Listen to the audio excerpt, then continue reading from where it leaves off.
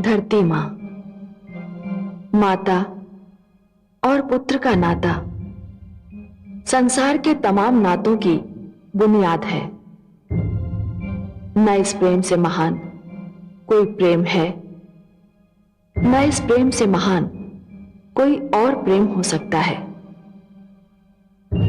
जिसे अपनी माता की सेवा का अवसर मिले, समझो उसे इसी संसार में वैकुंठ का आनंद प्राप्त हो गया।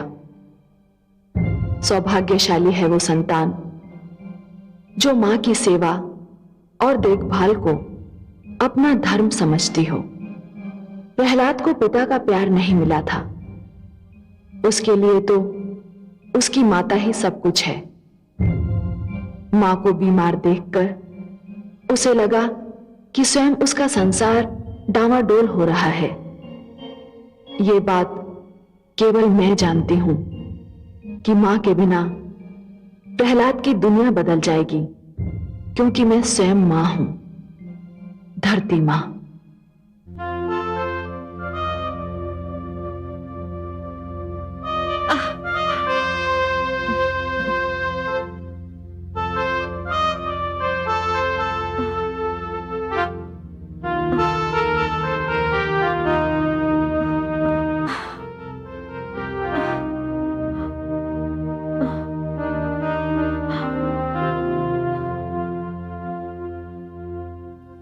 पुत्र प्रहलाद। माते आप। क्या बात है पुत्र, आज संध्या होते ही सो गए? तुम्हारा स्वास्थ्य तो ठीक है ना? मुझे कुछ नहीं हुआ माते, मैं बिल्कुल ठीक हूं। माते, मुझे अभी अभी भगवान विष्णु और माता लक्ष्मी ने दर्शन दिए। अच्छा, कितना सौभाग्यशाली है तू। क्या कह रहे थे वे पुत्र? वो विरोचन और सुधर्मा के विवाद में मेरे निर्णय से अत्यंत प्रसन्न थे। माते, आप मेरे स्वास्थ्य के विषय में पूछ रही थी, किंतु स्वयं आप कितनी दुर्बल दिखाई दे रही हैं। कुछ नहीं पुत्र, कदाचित मैं भी थक गई हूं। आयु भी तो शरीर से अपना मूल्य लेती है। वृद्धावस्था में पग धर चुकी हूं मैं।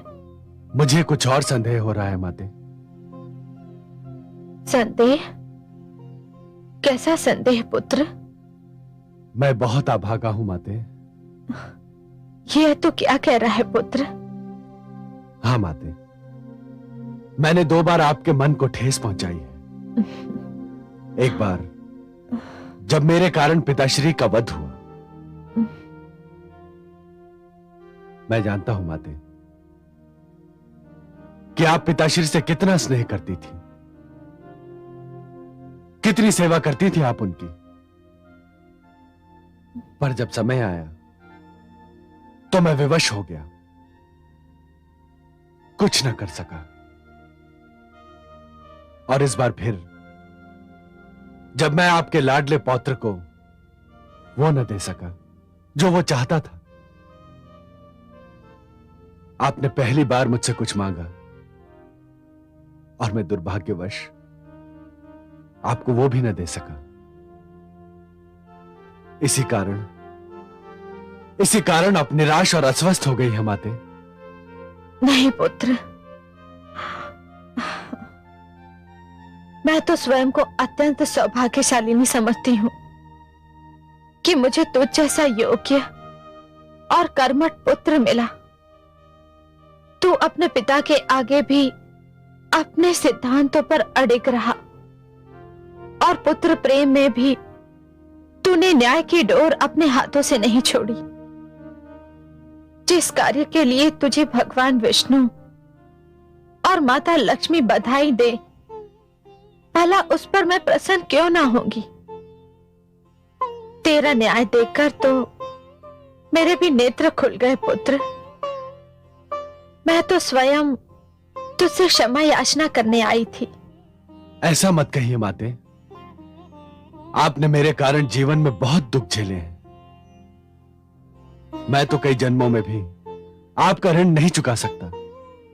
नहीं पुत्र, मुझे तभी चैन आएगा जब तू एक बार अपने मुख से ये कह देगा कि तूने मुझे क्षमा कर दिया। ये क्या हो गया आपको माते? तू नहीं समझेगा पुत्र, बस एक बार कह दे कि तूने मुझे, पुत्र वधु धृति को और पौत्र विरोचन को मन से क्षमा कर दिया है। पुत्र, मैं जब तक ये शब्द नहीं सुन लूंगी, मेरी व्याकुलता कम नहीं होगी। माते, माते, अरे कोई है? माते,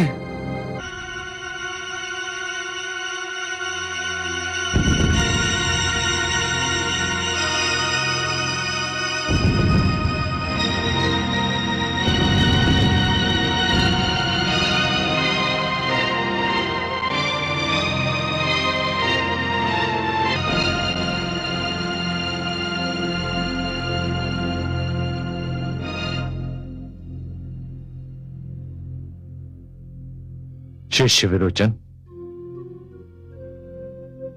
उधर क्या देख रहे हो? जिधर सूर्य अस्त हो चुका है, उस दिशा की ओर देखो जिधर से नया सूर्य निकलने वाला है। डूबता सूर्य हमारे किस काम का? गुरुदेव, मैं उस ओर इसलिए देख रहा था कि जिस प्रकार आकाश का सूर्य अस्त हो चुका है, उसी प्रकार मेरे सौभाग्य का सूर्य भी अस्त हो चुका है।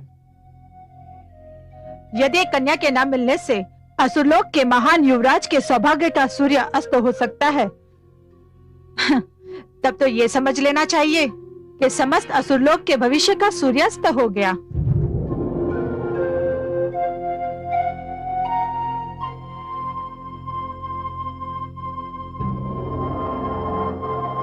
क्या एक कन्या को पाने की इच्छा में इतना ताप था कि उसने एक युवराज के समस्त उत्तरदायित्व, एक भावी सम्राट के समस्त कर्तव्य मोम की भांति पिघला दिए?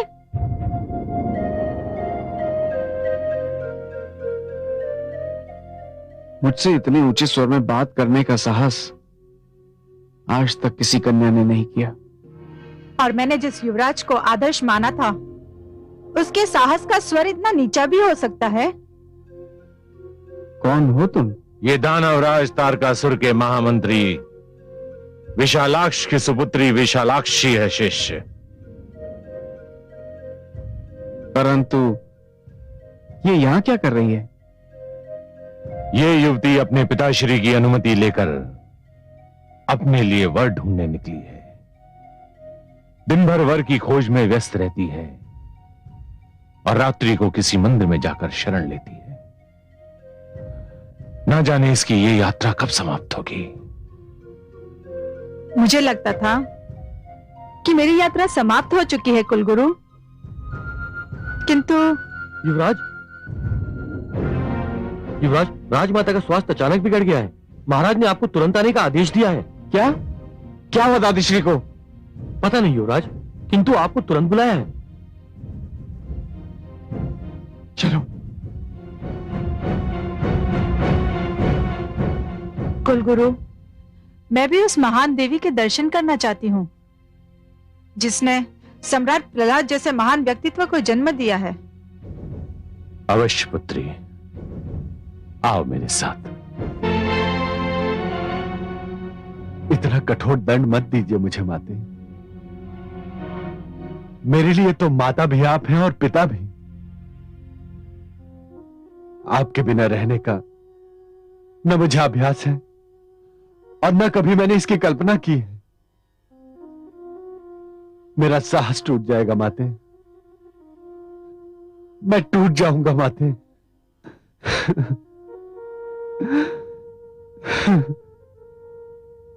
पुत्र प्रहलाद, उस मां से अधिक सौभाग्यशाली कौन होगा जिसे अपनी अंतिम यात्रा के लिए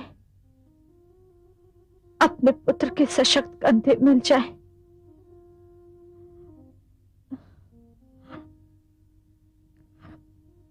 पौत्र विरोचन कहाँ है? दादीश्री,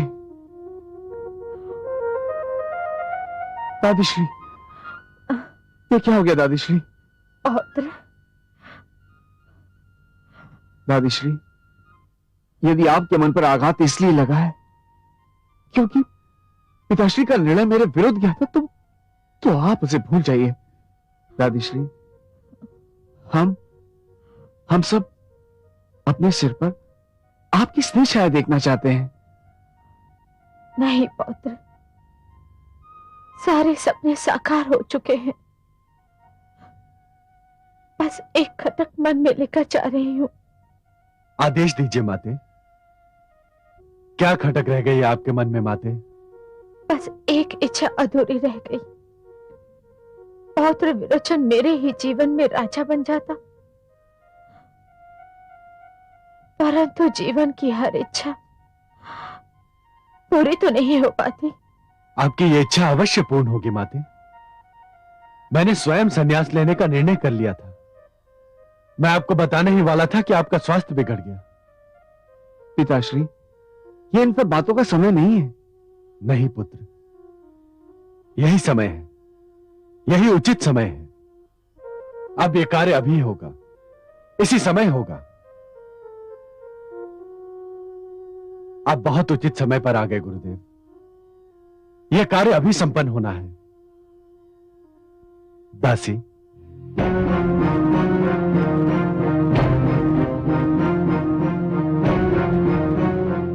गुरुदेव, विरोचन का राज्याभिषेक कीजिए। पुत्र विरोचन,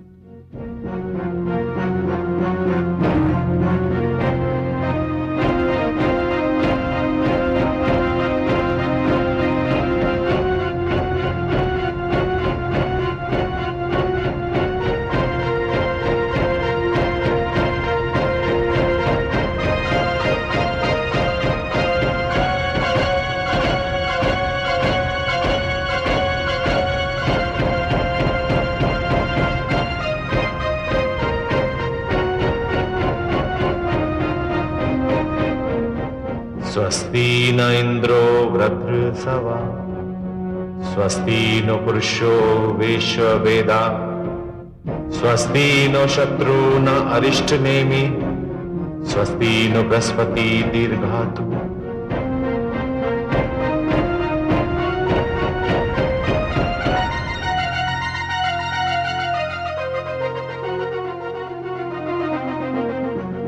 आयुष्मान भव।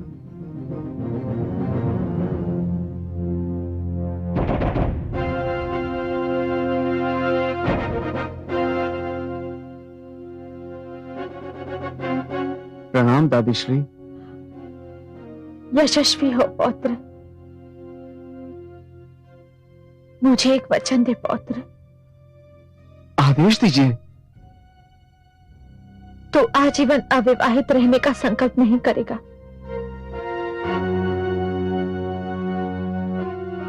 विवाह अवश्य करेगा पौत्र। हमारा वंश चलाएगा।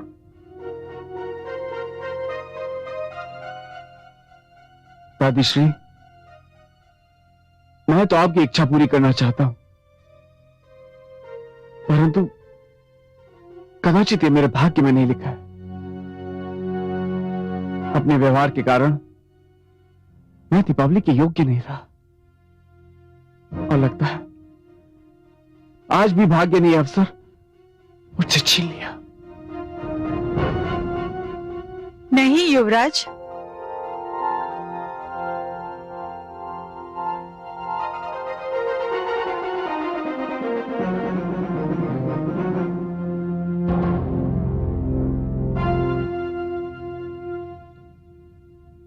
तुम कौन हो पुत्री?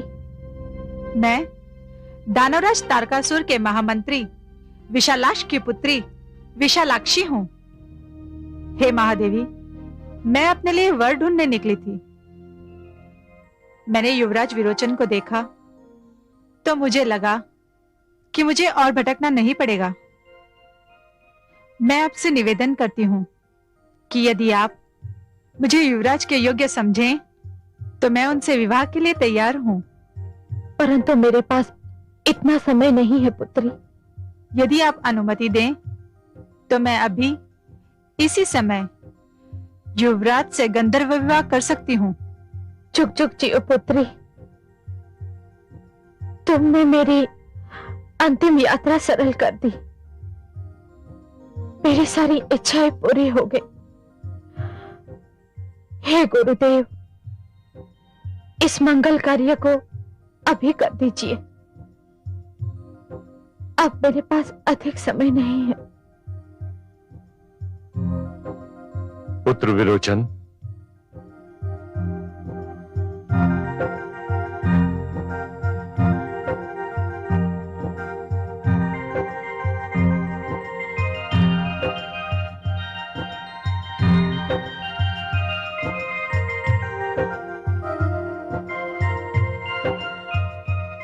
मैं चंद्रमा, नक्षत्र, वायु और दीप शिखा को साक्षी बनाकर युवराज विरोचन और सुकन्या विशालाक्षी को वर वधू घोषित करता हूं।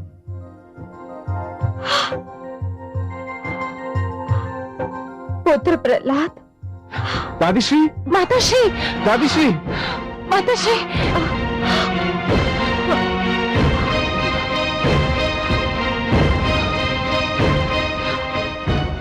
आप मुझे विदा करो मेरे लाडलो। मैं इस संसार से संतुष्ट और सुखी होकर जा रही हूं। तुम में से कोई भी यदि मेरी मृत्यु पर रोया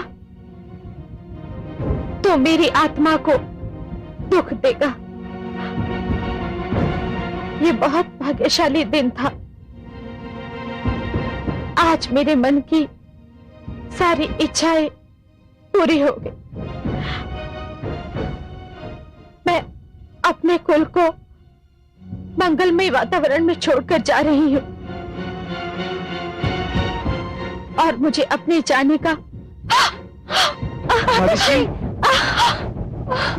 कोई दुख नहीं।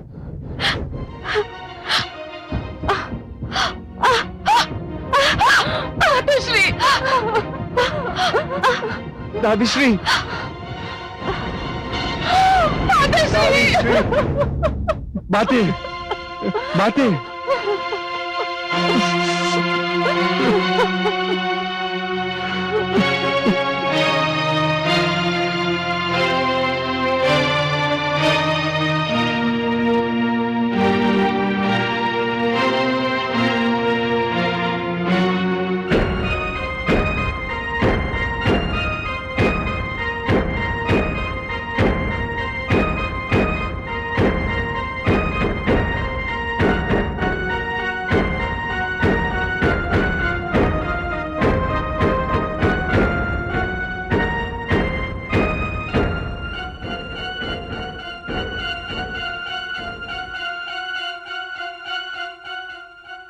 यशस्वी भाव।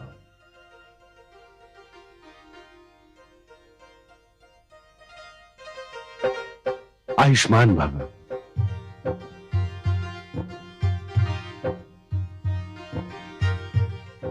सुखी रहो। तेजस्वी भव पुत्र। आओ।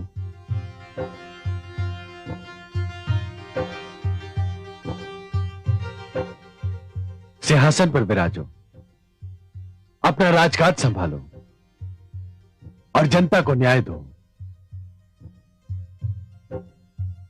पिताश्री, मैं आपसे अब भी यही विनती करता हूं कि आप अपना निर्णय बदल दें। असुरलोक को आपकी आवश्यकता है, मुझे आपकी आवश्यकता है और प्रजा भी यही चाहती है। पिताश्री, आपके होते हुए मैं स्वयं को इस सिंहासन के योग्य नहीं समझता। योग्यता तब तक सिद्ध नहीं की जा सकती जब तक उत्तरदायित्व की चुनौती स्वीकार न की जाए।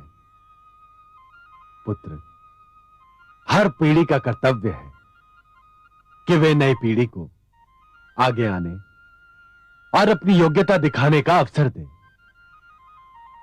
मुझे बहुत प्रसन्नता है कि तुम मेरे रहते ही सिंहासन पर बैठ रहे हो और मुझे विश्वास भी है कि तुम अपने उत्तरदायित्व को भली भांति निभाओगे।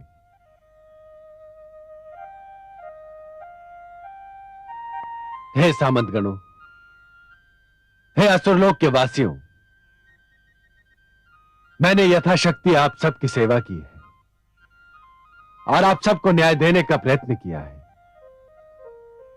मुझे आशा ही नहीं विश्वास है कि आप सब मेरे पुत्र को भी वही सहयोग देंगे जो आपने मुझे दिया।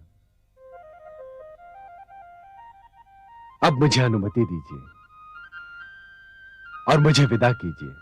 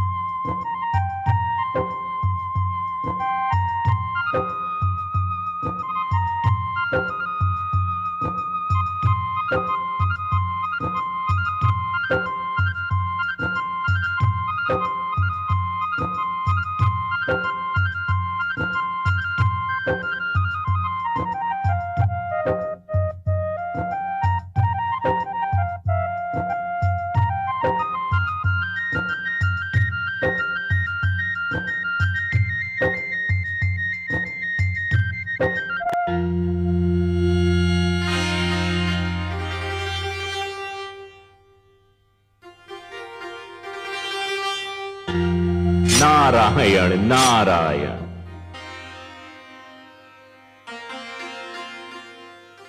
आज बड़ी प्रसन्न दिखाई दे रही हैं माते। हाँ देवर्षि, मेरा पुत्र प्रहलाद कितना महान है। ऐसे महान भक्त और महान त्यागी को सारा संसार कभी भी भुला न पाएगा।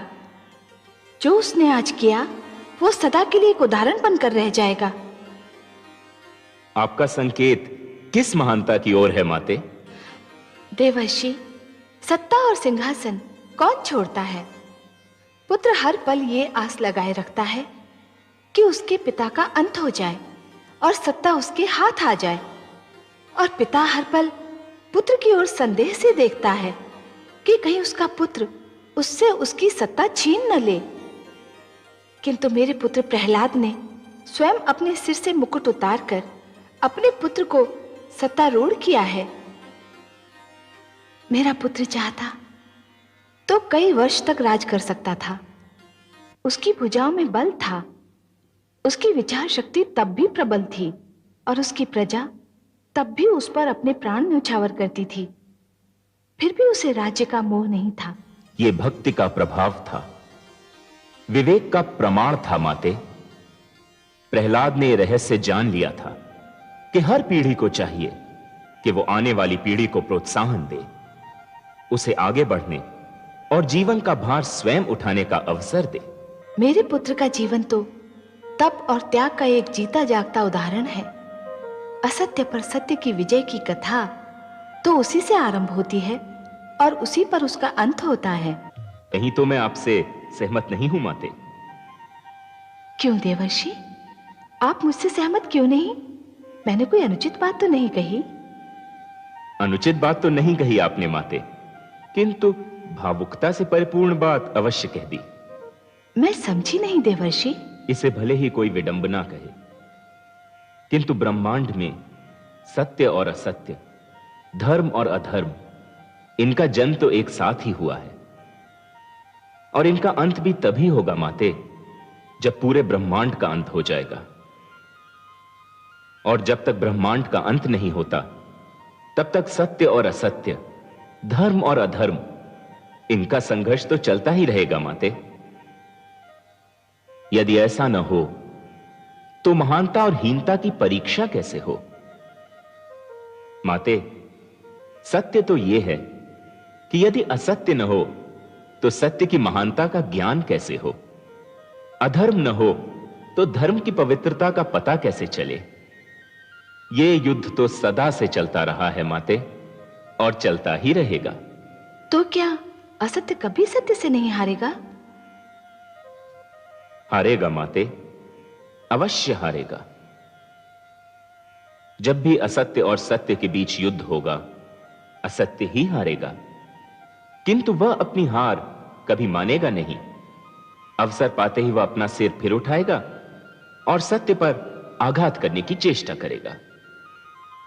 माते, सूर्य के तेज से भयभीत होकर अंधेरा भाग जाता है, किंतु जैसे ही दिन भर की यात्रा करने के उपरांत सूर्य थककर चूर हो जाता है, अंधेरा पुनः अपना सिर उठाने लगता है। इसी प्रकार माते, असत्य भी सत्य के समक्ष खड़ा नहीं हो सकता, किंतु समय के साथ साथ जब सत्य शिथिल पड़ जाता है, असत्य फिर अपना रंग दिखाने लगता है। तो इसका अर्थ यह हुआ कि प्रहलाद ने जिन आसुरी शक्तियों का दमन किया था, वो एक बार फिर सिर उठाने के लिए व्याकुल हैं और केवल अवसर खोज रही हैं। आपका अनुमान सर्वथा सत्य है माते। देवर्षि, क्या असुर लोक में फिर कोई नया उत्पात जन्म लेने वाला है? क्या इतिहास स्वयं को दोहराने वाला है? माते, यदि प्रहलाद की संतान और उसकी संतान की संतान ने इतिहास से सीख नहीं ली, तो उसे इतिहास दोहराने का दंड तो अवश्य ही मिलेगा। मेरा मन तो कांप रहा है, न जाने क्या होने वाला है आगे। माते, ये मैं खुलकर इसलिए नहीं बता सकता क्योंकि ये मेरे पिताश्री ब्रह्मा का क्षेत्र है। भाग्य विधाता तो वही हैं। उन्होंने प्रहलाद की संतान के भाग्य में क्या लिख दिया है, ये तो वही बता सकते हैं। मेरा कार्य तो सृष्टि की रक्षा के लिए अपने नारायण का संदेश घर घर में पहुंचाना है।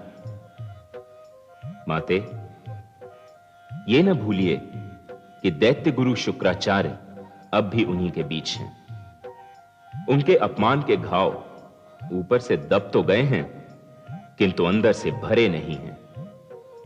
माते, जब भी अहंकार की पुरवाई चलती है, उनके घाव में टीस फिर से उठने लगती है।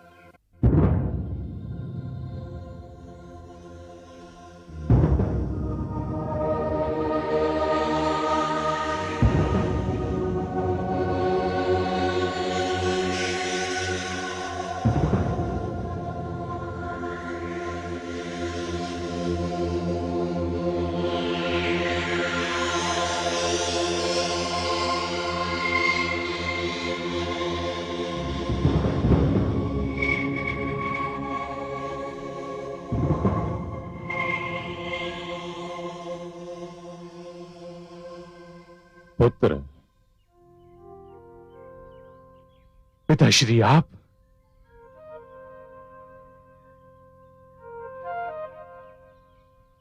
मैं आपके दर्शन से धन्य हो गया पिताश्री।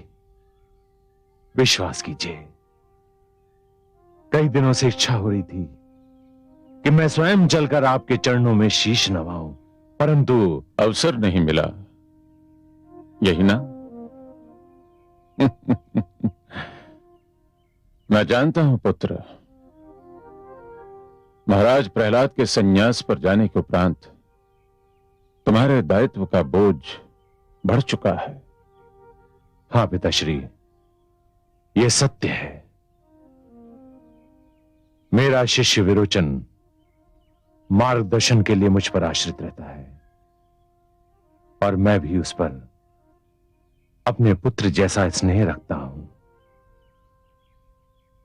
परंतु पिताश्री, मैं जानता हूं कि विश्व में आपसे बड़ा ज्योतिषाचार्य और कोई नहीं, इसलिए मुझे शंका हो रही है कि आपका यहां पधारने का कारण अपने पुत्र से भेंट करना नहीं, आप अवश्य मुझे किसी संकट से सचेत करने आए हैं। तुम्हारा अनुमान ठीक है पुत्र।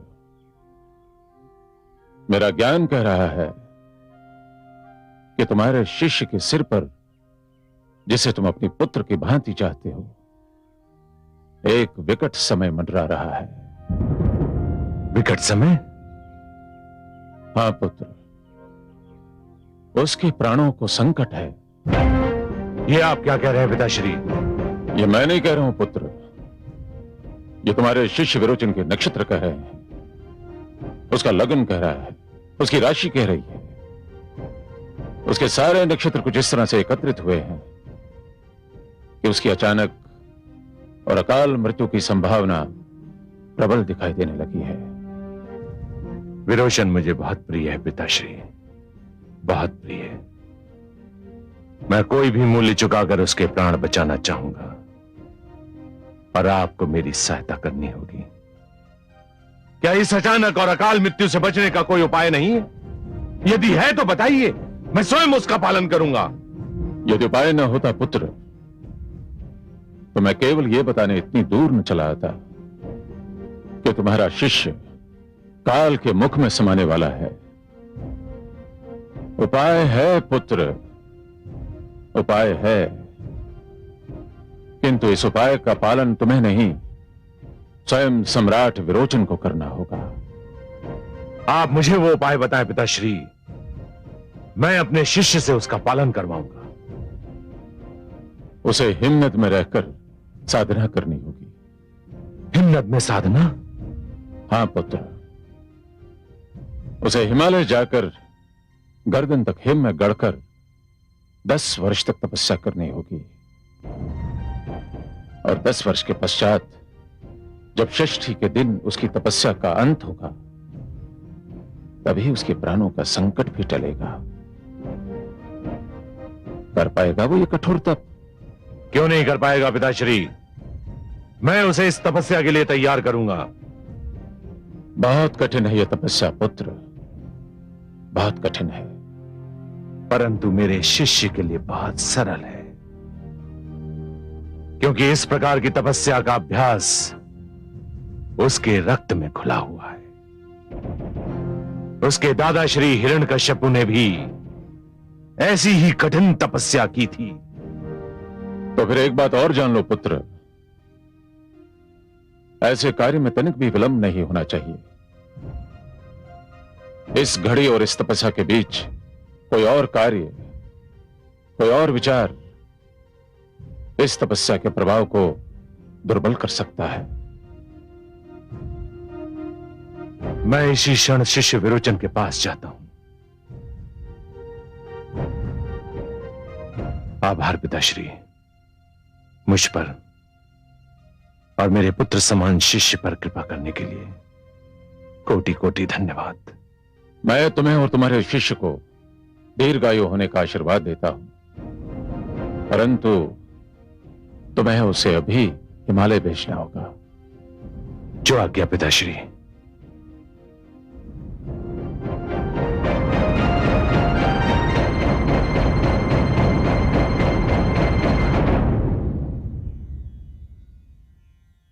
इसी समय गुरुदेव? हाँ शिष्य, केवल इसी समय नहीं, इसी क्षण। परंतु गुरुदेव, महारानी विशालाक्षी किसी भी क्षण मेरी संतान को जन्म दे सकती है। वो प्रसव पीड़ा में है।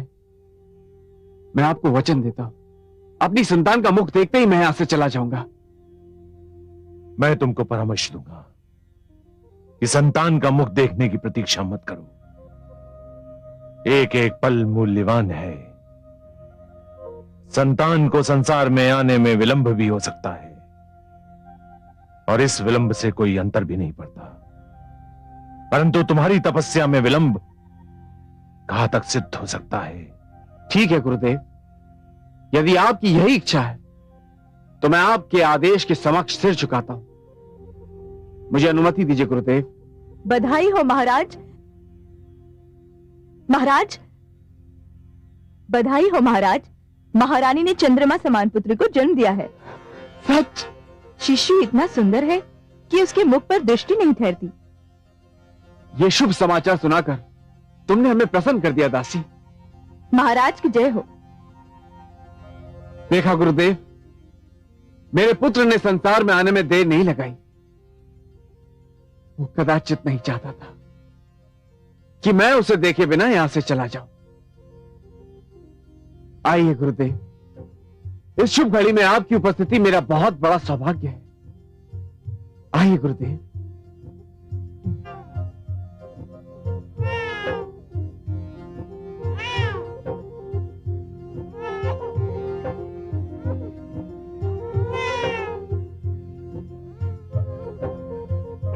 महारानी, महाराज और कुलगुरु पधार रहे हैं।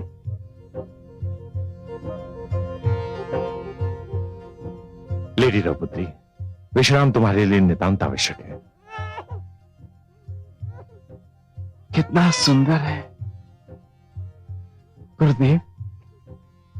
मेरे पुत्र को, मेरे युवराज को, मेरे उत्तराधिकारी को आप इसी क्षण से अपने शिष्यों की श्रेणी में रख लीजिए।